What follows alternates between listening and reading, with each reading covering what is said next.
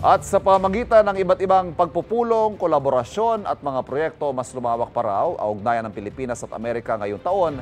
Ayon kay U.S. Ambassador to the Philippines, Mary Kay Carlson. May unang balita si JP Soriano. Maituturing na makasaysayan ang taong 2024 para sa relasyon ng Amerika at Pilipinas. Sa taong kasing ito, naganap ang kauna-unahang Trilateral Summit ng Amerika, Japan at Pilipinas sa Washington. Nanasundan ang magkakasunod na pulong ng defense officials ng Amerika at Pilipinas. Sa mga pulong na ito, nabuo rin ang ilan sa mas konkretong aksyon at tulong ng Amerika para matiyak ang malaya at ligtas na paglalayag sa South China Sea at West Philippine Sea. Kabilang na ang U.S. Rotational Force Posture ng Amerika sa ilalim ng EDCA o Enhanced Defense Cooperation Agreement. Ayon kay U.S. Ambassador to the Philippines, Mary Kay Carlson, mas lumawak din ang ugnayan ng Amerika at Pilipinas sa pagtutulungan sa mga panahon ng kalamidad. We collaborated with the Philippine Office of Civil Defense to bring badly needed relief supplies to affected communities, including through our joint positioning efforts under the Enhanced Defense Cooperation Agreement or EDCA. Kababalik lang ni Ambassador Carlson galing Japan kung saan nakapulong niya ang mga opisyal ng Pilipinas at Japan para sa Trilateral Maritime Security Meeting.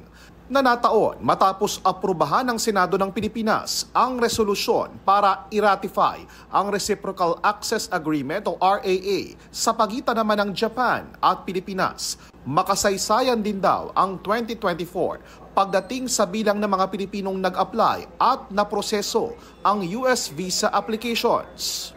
And we broke records also in our people-to-people ties, processing more visa applications this past year than ever before in the history of our relationship, and hosting the greatest number of Filipino students at U.S. higher education institutions in more than 15 years.